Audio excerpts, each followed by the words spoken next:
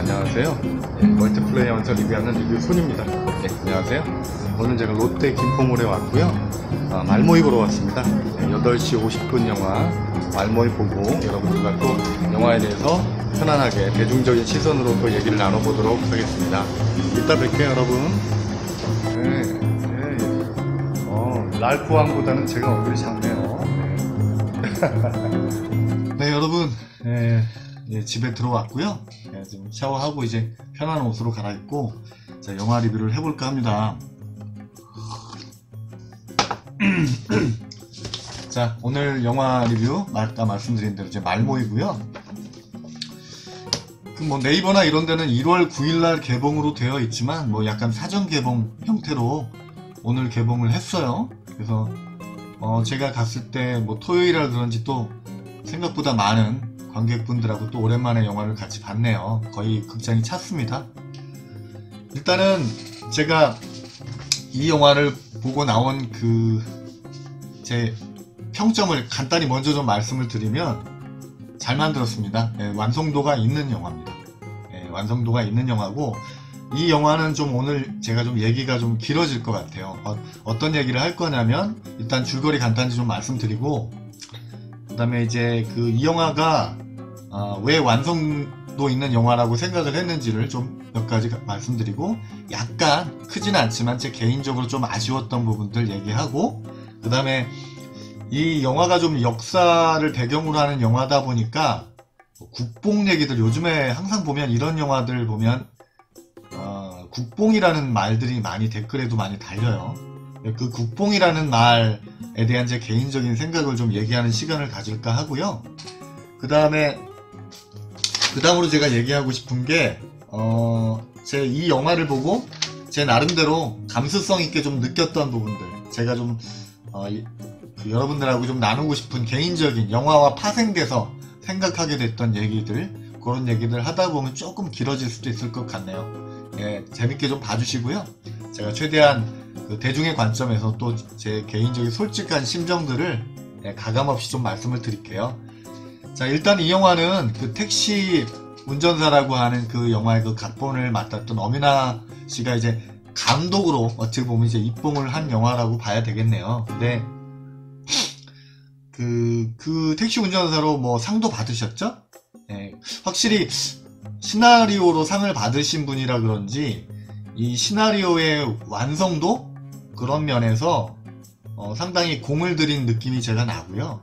이건 소재 자체가 뭐 로맨스물이나 이런 거하고 틀리게 고증이라는 거를 빼놓을 수가 없는 또 소재잖아요. 물론 뭐 퓨전 사극도 있고 하지만 이 소재 자체가 우리나라 역사 조선 어학회라는 실제 존재했던 우리나라 역사 부분을 또 배경으로 하고 있기 때문에 고증이라는 부분을 절대로 이렇게 빼놓고 얘기할 수 없는 영화이기 때문에 그거는 또 사실 굉장히 공을 들였을 것 같아요. 이게 자칫 잘못하면은 굉장히 욕을 먹을 수 있는 부분이 있기 때문에 작가 자신도 상당히 거기에 대해서 신경을 많이 썼을 거라는 생각이 들고 신경을 쓴 부분들이 영화 보시면 곳곳에 보입니다.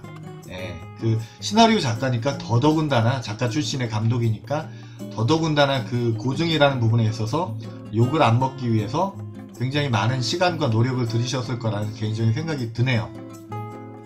영화를 보시면 각 지방의 사투리라든지 또 그런 것들 말 하나하나 대사 하나하나에 조심스러웠다라는 것을 느끼실 수가 있을 겁니다. 자, 이 영화의 줄거리를 좀 간단하게 말씀을 좀 드려볼게요. 이 영화는 유해진 씨가 연기한 김판수라는 인물을 중심으로 인물의 변화 그 인물이 그냥 사는 게 사는 거지. 그냥 뭐 굳이 뭐 이런 말을 왜 신경 써야 되냐 뭐 이런 식으로 그냥 평범한 사람인 거죠. 그 당시 그냥 먹고 살기 바쁘고 그냥 낙천적으로 좀 살아가고 그런 술이나 좀 먹고 낄낄낄낄 거리며 돌아다니는 하지만 아이들 걱정은 하는 그런 그냥 평범한 아버지 그냥 한량 어찌 보면 그런 스타일의 사람인 거죠.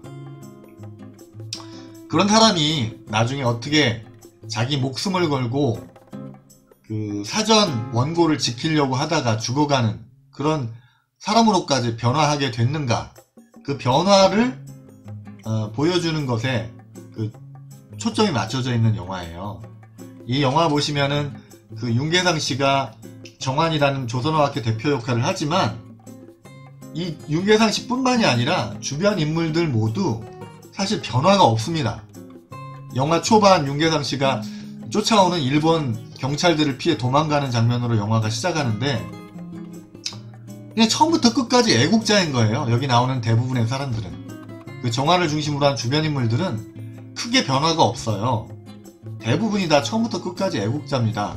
뭐 한 사람이 자기 아내 때문에 회유에 그 밀고를 하는 그런 장면들이 나오긴 하지만 대부분의 비중 있는 사람들, 조연들도 대부분 변함이 없습니다. 그냥 처음부터 끝까지 애국자예요. 근데 오로지 이 유해진 씨가 연기했던 그 김판수라는 인물만이 변화를 갖게 되는 거죠. 아주 극적인 변화를 갖게 되는 겁니다. 그래서 어떻게 보면 뭐 당연하겠지만 유해진 씨가 주인공인 영화예요.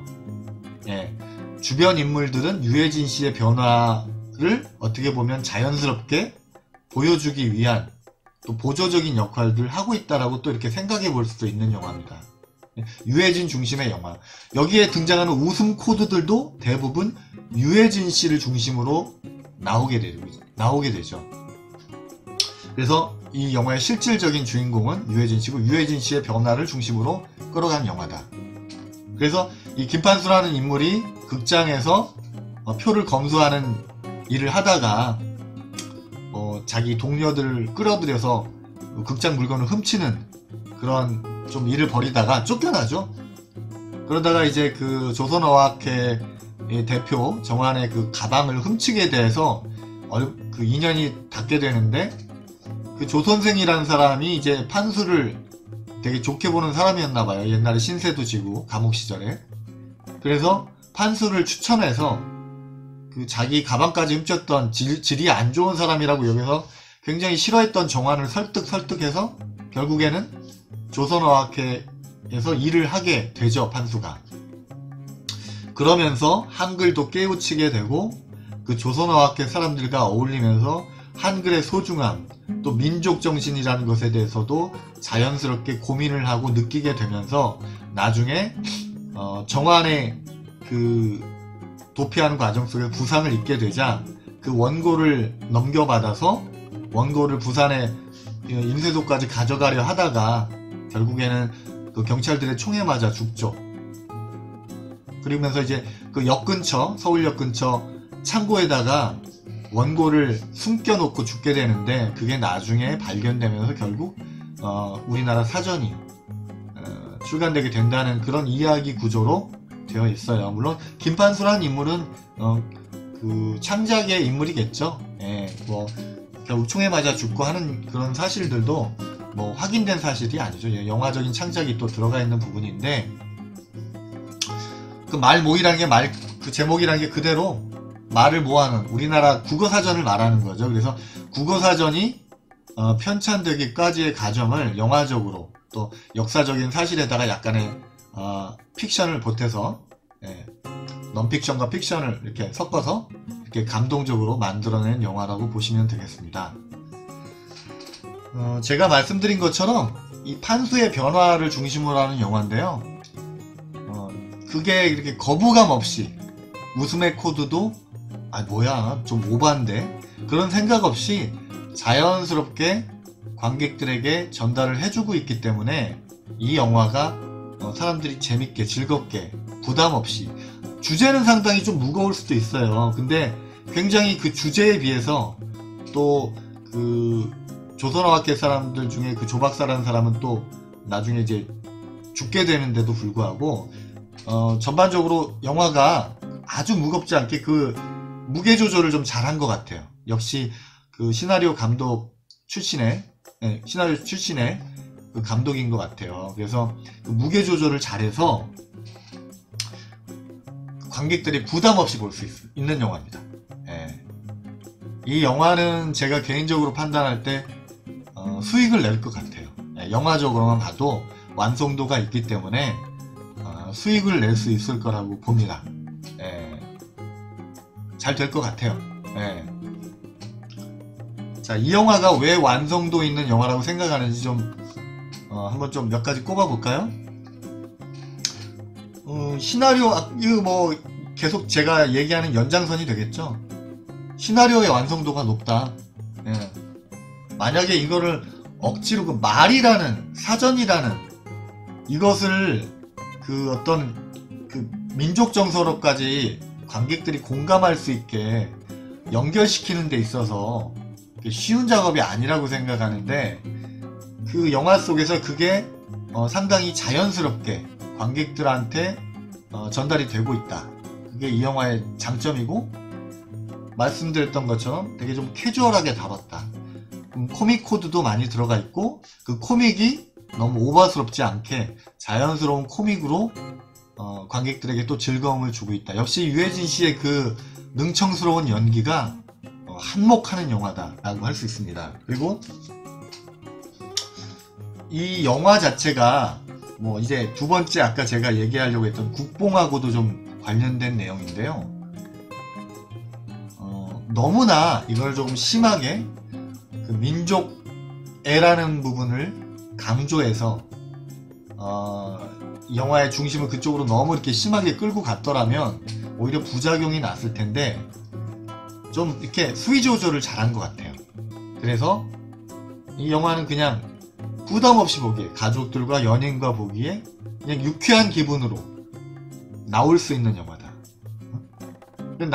영화 마지막 부분의 후반 부분도 눈물, 뭐 약간 뭐 심파적인 요소를 고려 안 했다고는 할 수 없지만 눈물이 나기도 하지만, 그게 크게 거부감으로 다가오지 않고 좀 밝게, 예, 영화를 조금 밝게, 전반적으로 밝게 마무리했다라는 것에서 저는 굉장히 잘한 선택이다, 이렇게 좀 말씀을 드리고 싶네요. 뭐 아쉬운 게 크게 없는 영화예요. 뭐 야, 그래도 많이 봤던 스타일의 영화 아니냐, 우리가 보았던 스타일의 그런 구조적인 그런 어떤 익숙함을 지닌 영화가 아니냐, 그러실 수도 있어요, 보고 나면. 근데 사실 한번 생각해 보세요, 여러분. 영화들이 너무 많이 보다 보면 사실은 그 구조가 그 구조라는 생각이 들 때가 있어요. 저도 영화를 정말 많이 보거든요. 너무 많이 보다 보니까 어디서 본 것 같고, 이 구조는 어떤 식으로 가는 구조네라는 게 꼭 그림을 그리지 않아도 어떤 그 흐름이라는 게 보여요.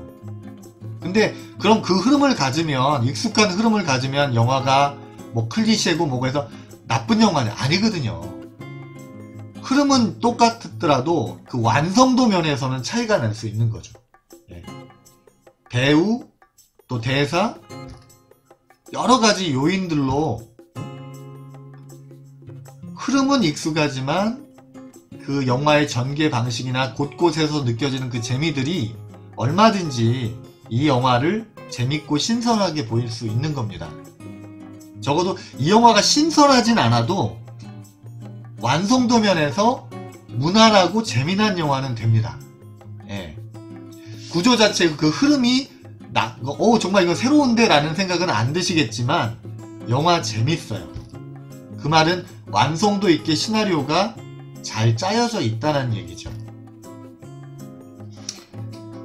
조금 아쉬운 얘기를 좀 할까요? 그래도 안 하면 좀 말 그대로 그것도 아쉬우니까.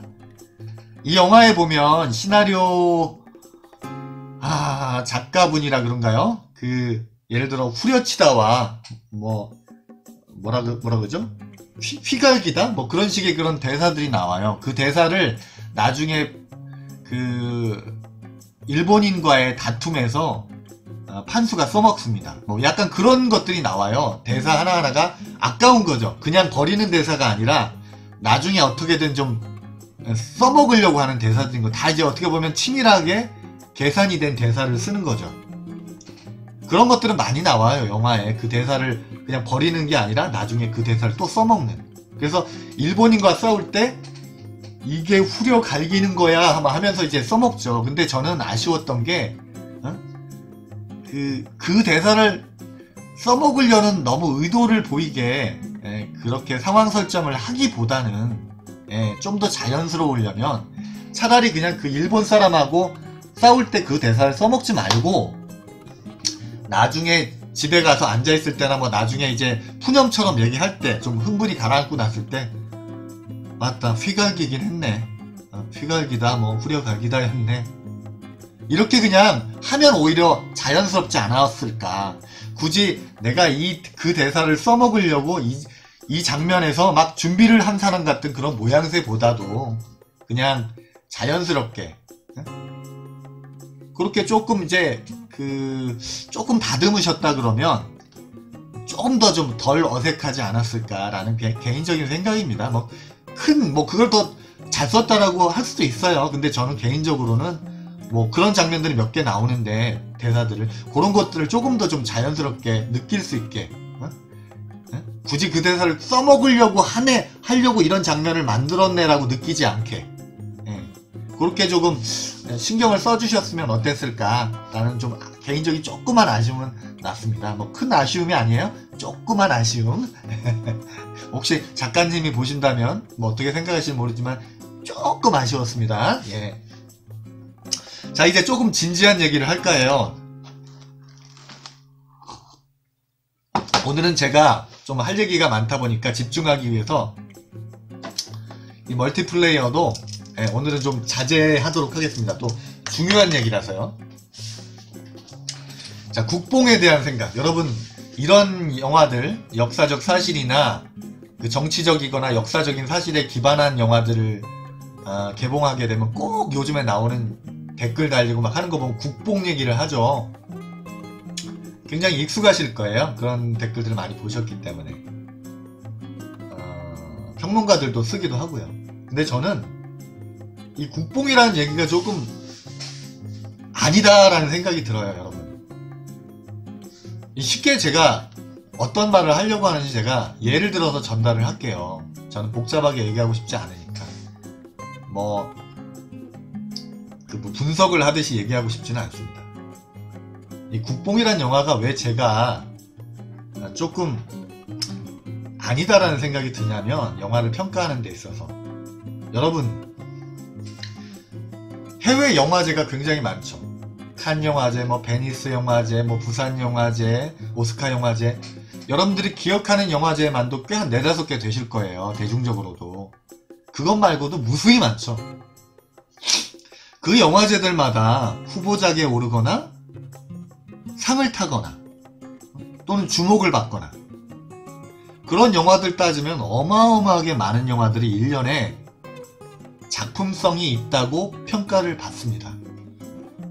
그러면 주요 영화제만 보더라도 작품성 있는 영화들, 정말 좋은 영화, 멋진 영화, 잘 만든 영화라는 영화들이 우리나라 영화 시장에 개봉이 다 되나요? 또는 개봉이 되면 극장 배급사에 의해서 되게 많은 스크린 수를 확보해서 흥행이 되나요? 아니죠. 상당히 많은 영화들은 아예 개봉조차 되지 않습니다. 왜 그럴까요, 여러분? 그렇게 좋은 영화라는데, 그렇게 작품성이 있다는데, 스타들도 그렇게 많이 나오는데 왜 다 개봉이 안 될까요? 여러분, 돈이 들어갑니다. 돈이. 영화를 사오는 일은 엄청난 돈이 들어가는 일이에요. 큰 영화일수록. 그분들이 좋은 영화를 우리 관객에게 소개하겠다라는 소명의식도 있고 좋은 마음들도 있으시겠지만, 빼놓을 수 없는 요소가 수익성, 즉 대중성이 있느냐를 보겠죠. 당연한 거죠. 당연한 거죠. 배급사들도 또는 극장 관계자들도 이 영화를 스크린 수를 얼마나 배정할 것이냐는 솔직히 말하면 대중성을 봅니다. 예. 그러면 뭐 역주행이라는 것도 있지만,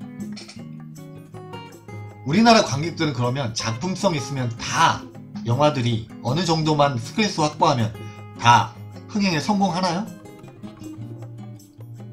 요즘에는 역주행이 돼서 오히려 스크린 수가 나중에 늘어나는 경우도 있죠. 입소문이 좋게 나면. 입소문이란 얘기도 어떻게 보면 관객들의 입장에서 얘기하는 거잖아요. 여러분, 제가 뭔 얘기를 하려는지 감이 잡으셨죠? 국뽕이란 영화도 마찬가지예요. 여러분, 아무리 민족애를 강조하고 국가애를 강조하는 소재의 영화라 해도 재미없으면, 완성도가 너무 떨어지면 여러분 흥행하지 않아요. 예, 우리나라 관객이 어떤 관객인데요. 여러분들 같으면 가족들 데리고 연인이랑 가서 팝콘이라도 사먹고 하면 몇만 원을 쓰게 되는데, 시간도 가서 몇 시간을 투자해야 되고. 국뽕, 나라의 민족애를 강조하는 소재의 영화라 그래서 재미없는 영화 보러 가시겠어요? 이 영화는 봐줘야 돼 무조건. 그러고 가서 봅니까? 그런 분도 계시겠죠. 얼마나 계시겠어요 그런 분들이. 옛날에 20대 분들은 모르실 거예요. 옛날에 제 학생 때는, 제 나이 또래는 기억하실 겁니다. 길에 나가서 깃발을 흔들으라 그러면 누가 지나가는지도 모르고 가서 흔들었던 시대가 있었어요. 학생들이. 내 마음하고 상관없이 그냥 가서 흔들어! 그러면 와! 그러고 흔들었던 시대가 있었어요. 지금은 그런 시대가 아니란 말입니다. 그런 시대에나 국뽕이라는 말이 설득력을 갖는 거예요. 우리나라 영화 시장은요, 여러분, 우리나라 관객이 얼마나 대단한 관객이냐면요, 여러분, 생각해보세요. 여러분 종종 보셨죠? 전 세계 최초 개봉. 뭔 영화 개봉만 하면 헐리우드 스타들이 막 우리나라 오죠, 요즘. 그 사람들이 우리나라 와서 우리나라 맛있다는 치킨 먹으러 올까요? 예? 심심해서? 아시아 시장을 생각할 때 이제 우리나라의 위상은요 어마어마합니다. 왜 전세계 최초 개봉을 하고 그럴까요? 아시아 시장에 대한 분석을 하고 아시아 시장을 선점하는 데 있어서 우리나라 영화 시장은 거의 독보적인 위치에 와 있어요, 여러분. 여러분이 생각하는 것보다도 헐리우드 관계자나 세계 관계자들이 우리나라 영화 시장을 보는 그 위치가요 상당히 높습니다. 그래서 헐리우드 스타들이 너나 할 것 없이 오는 거예요. 네? 우리나라에 홍보를 하기 위해서 너나 할 것 없이 와서 뭐 복면가왕에 나가고 예능 프로그램에 나가고 4번 5번 오는 사람들도 있고 막 그래요. 영화 개봉할 때마다. 왜 그럴까요? 옛날엔 그러지 않았죠. 우리나라의 영화 시장이 인구수에 비해서 우리나라 사람들은 영화를 정말 많이 보고요, 그 수준도 굉장히 높은 관객이라고 보는 거예요. 그런데 그런 관객이 국뽕이라는 이유로 뭐 영화 완성도와 상관없이 뭐 극장 스크린 수를 막 늘려주고 뭐 하면 막 흥행이 된다고요, 여러분? 영향이 없진 않겠죠. 하지만 제가 생각할 때는 이건 우리나라 영화 위상을 몰라서 하는 얘기인 거예요. 우리나라 관객의 수준을 몰라서 하는 얘기인 거예요.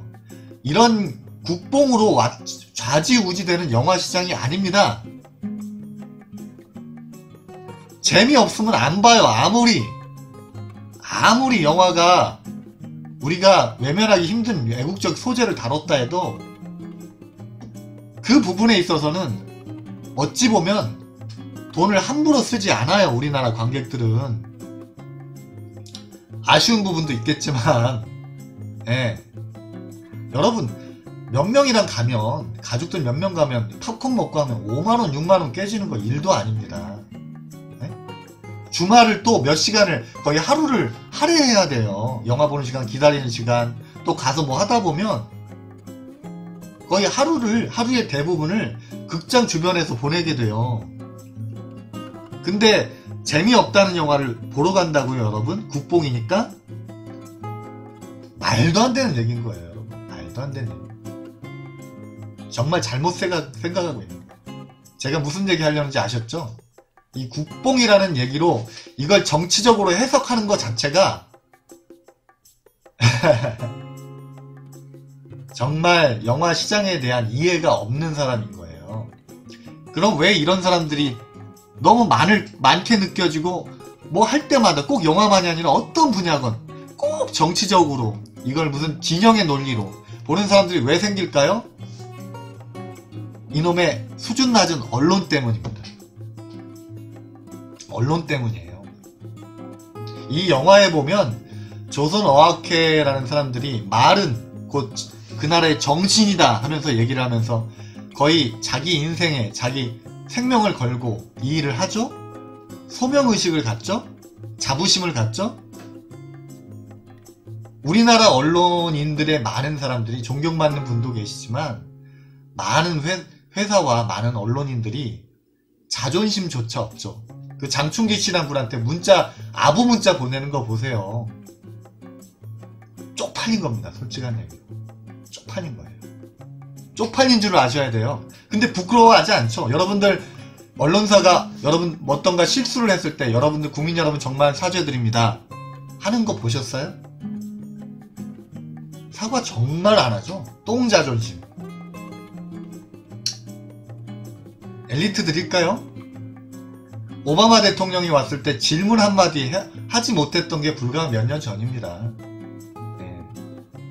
창피한 줄 알아야 돼요. 왜 손석희나 김어준이나 또는 몇몇 사람들의 영향력이 많은 언론사를 합쳐놓은 것보다도 대중적인 영향력이 클까? 진보 보수의 논리를 따지기 전에요. 뭐 보수는 언론사들 좋아하나요? 우리나라는 진보 보수할 것 없이 언론사들을 신뢰하지 않습니다. 네, 국민적인 신뢰도가 굉장히 낮아요. 언론사가. 왜? 수준이 낮으니까. 왜 그럴까요? 사회적인 갈등을 봉합하고 중재자로서의 역할이나 고급 정보를 제공해서 어떤 해결책을 찾고 이해관계를 좁히는 데 있어서 엘리트적인 그런 그 모습을 보여주지 못하기 때문에 그래요. 쉽게 말하면 애들이 싸우고 있어요. 어른들이 가서 그러죠. 너희들 왜 싸워? 왜 싸우게 된 거야? 이제 화해해? 악수해? 이게 보통의 어른이 모습이잖아요. 근데 어른이 가서 야, 너 왜 말로 해? 얘 때려. 얘가 너 욕했잖아. 욕했다니까. 때리라고. 이런 어른이라고 생각해보세요. 그게 어른일까요? 우리나라의 수많은 갈등들은 이놈의 언론사들이 만들어낸 겁니다. 진보 보수가 어딨어요, 여러분, 막말로. 여러분, 진보 보수 정확히 정의할 수 있어요? 진보는 다 여당 좋아하고 여당 정책을 다 올소합니까? 아니에요, 여러분. 뭐 보수는 다 자한당 우리가 자한당이라 부르는 그 당 정책 다 올소합니까? 아니에요, 여러분. 진보 보수라는 말도 정말 엘리트적인 사람들이 어떤 경향을 나누기 위해서 편의적으로 할 수 있는 말인데 그거를 말할 자격이 없는 사람들이 그 말을 하는 거예요. 예. 갈등을 봉합하는 엘리트 집단으로서의 그 역할, 소외된 사회 구성원들에 대한 정보, 또 어떤 갈등에 있어서 전 세계에서 우리 일반인들이 찾기 힘든 고급 정보들을 제공해서 거기서 어떤 해결책, 미래 비전을 제시하는 그런 언론인들이 아니잖아요. 우리나라의 언론인들은. 많은 언론인들이. 다는 아니지만 창피한 줄 알기를 바랍니다. 이 영화를 보면 그런 문제들도 좀 저는 생각났어요. 이 국뽕이란 얘기 댓글들 막 보면 그래 조금 그래요. 자기 스스로가 자기 자신은 수준이 낮다고 말하는 거나 똑같은 거예요. 예. 막 수학 얘기하고 있는데 막 영어 얘기하는 거예요. 어느 정도권 얘기해야지. 예. 분위기 썰렁하게 만드는 사람들이 그런 거나 똑같은 거예요. 영화 얘기, 영화의 완성도를 얘기를 해야죠. 영화를 보러 왔으면. 그게 또 영화의 흥행에 미치는 영향인 거예요. 영화의 의미성을 물론 얘기할 수 있죠. 사회적인 의미도 얘기할 수 있고. 근데 그냥 국뽕이니까 그리고는 없는 거죠. 밑도 끝도 없이. 국뽕이니까 뭐 영화관 수가 많네, 멋져네. 말도 안 되는 영화인 겁니다. 영화 재미없으면요, 극장수 많이 계속 걸으라 그래도 안 걸어요. 자기들 손해나는데요. 아쿠아맨을 더 걸고 말죠. 에? 걸겠어요? 적자가 나는데? 예. 재미없으면 2주도 못 갑니다, 요즘에 영화들. 관객들이 그거는 판단하게 해주는 거예요. 이 국뽕이란 그 얘기 자체가 영화의 평가와는 너무 동떨어져 있다.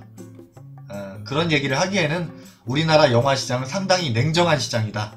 그리고 우리나라 영화 관객의 수준이 외국에서 바라볼 때 아시아에서 굉장히 높은 위상을 갖고 있다. 이런 얘기를 제가 드리고 싶었습니다.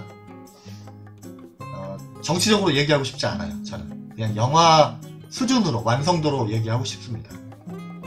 여기서 이제 적당히 마무리하고요. 더 얘기하면은 뭐 잘못하면 또 뭐 좌빨이네 어쩌고 그럴 것 같아서 그게 뭔지도 저는 솔직히 모르겠네요. 네. 그래서 그냥 마무리하고요. 자, 그 다음에 이제 이 영화를 통해서 제가 조금 생각하게 됐던 거, 국어 문제, 예. 말모이죠. 국어 사전에 대한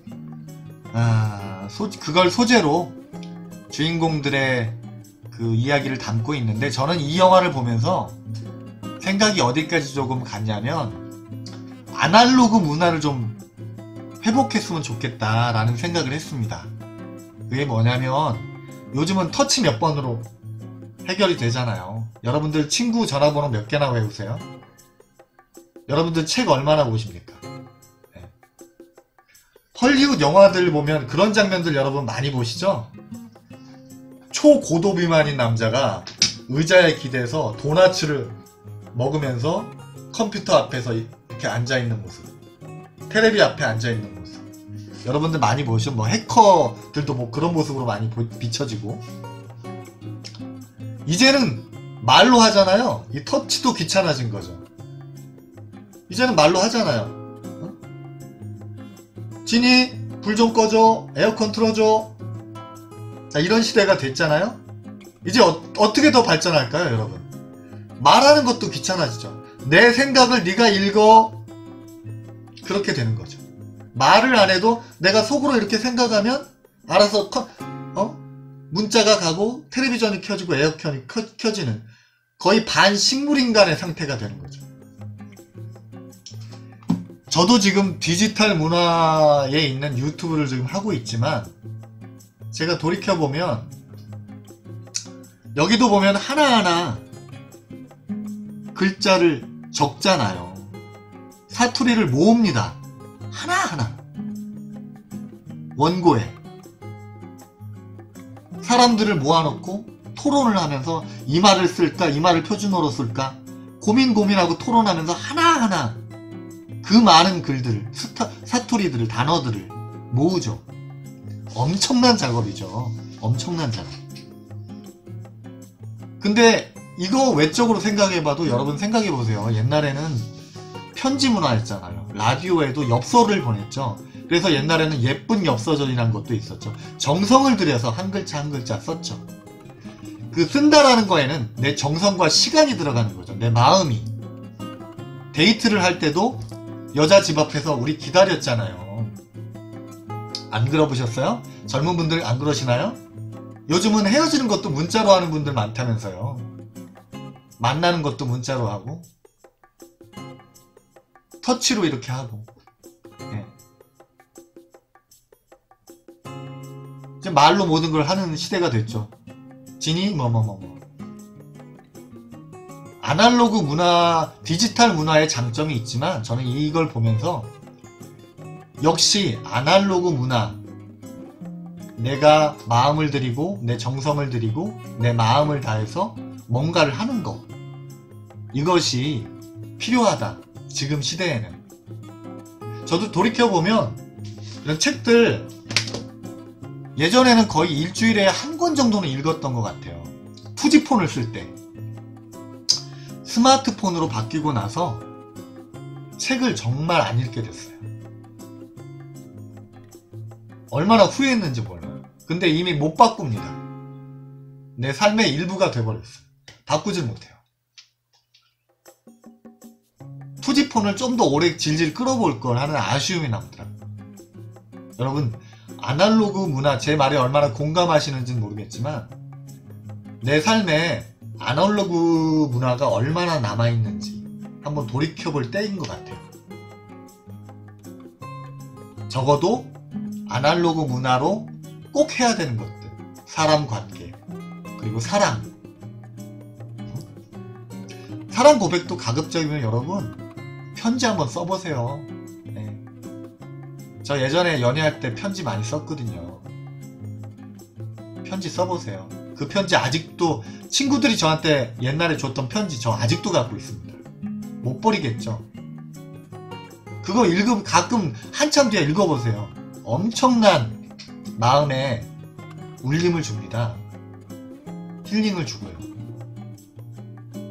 여러분, 디지털은 사라질 수 있지만 여러분들이 정성 들여서 썼던 아날로그적인 편지, 그 기다림, 준비를 통한 어떤 선물, 이런 것들은 오래오래 남습니다. 우리가 잃어버리고 있는, 점점 사라져가는, 이분들이 사라져가는 우리의 말을 지키려고 엄청난 노력을 했듯이 우리도 사라져가는 개인의 아날로그 문화를 어느 정도는 보존했으면 좋겠습니다. 아날로그 문화를 살려야 합니다, 여러분. 네, 저도 노력할게요. 비록 디지털 유튜브 문화를 지금 저도 따라가고 있지만 제 채널에 아날로그적인 것을 담아보려고 노력하겠습니다. 네, 얼마나 잘 될지 모르겠지만 이게 대세라서. 하지만 최대한 저항하면서 여러분들과 아날로그적인 사고로 아날로그적인 문화를 잃지 않으려고, 네, 적당히 내 삶에 첨가하려고 노력해보겠습니다. 여러분들 공감하시나요? 공감하시면 댓글로 아날로그 문화에 대한 동참의 의지를 좀 보여주시면 감사하겠습니다. 편지 많이 씁시다. 네, 사랑하는 사람에게 글도 많이 써서 주시고, 적어도 나한테 중요한 사람들이라면 전화번호도 좀 외우려고 노력해봅시다. 예전에 제가 한번 전화기가 고장났는데 정말 황당했어요. 너무나 가까운 사람이었는데 전화번호가 생각이 안 나는 거예요. 연락할 길이 없는 거예요. 갑자기 고장이 나니까 스마트폰이. 어찌나 당황이 되던지. 그때 좀 생각이 많아졌어요. 이 디지털이 얼마나 우리 삶에 좋은 것만 있는 건 아니라는 거. 그거를 정말 뼈저리게 느꼈습니다. 아날로그 부활하라! 자, 여기서 그 말모이에 대한 제 개인적인 생각과 간단한 리뷰 마치도록 하고요. 이 영화의 평점은 10점 만점에 8점입니다. 8점. 가족들과 또 연인과 보러 가시고요. 제가 갔을 때 제 영화를 하도 많이 보다 보니까 감이 있잖아요. 제가 이 영화 흥행할 거라 그랬잖아요. 뭐 1000만 영화까지 가진 않더라도 적지 않은 숫자의 관객이 들 거라고 예상하고요. 이 영화는 다양한 연령대의 분들이 볼 게 확실합니다. 네. 제가 관객들 반응을 보면 알잖아요. 다양한 연령대 그리고 가족 단위로 영화를 또 많이 보실 것 같아요. 네. 축하드려요. 엄윤아 감독님 미리 축하드려요. 아이고, 첫 영화에서 벌써 이렇게 홈런을 날리셨군요. 예, 많이 노력하셨네요. 앞으로 또 좋은 영화로 만나게 되길 바라겠습니다. 네, 엄윤아 화이팅. 예. 요즘 너무 망작들이 많아가지고 정신적으로 피곤했는데 그래도 좀 완성도 있는 영화를 만나서 기분이 좋았습니다. 여러분 많이 봐주세요. 예, 아닌데 봐달라고 해서 볼 분들은 아니죠. 보세요. 재밌습니다. 네, 재밌으니까 제가 보라 그러는 거예요. 재미없으면 보지 마세요 그랬을 거예요. 아셨죠? 다음에 또 만나요 여러분. 네, 안녕히 계세요.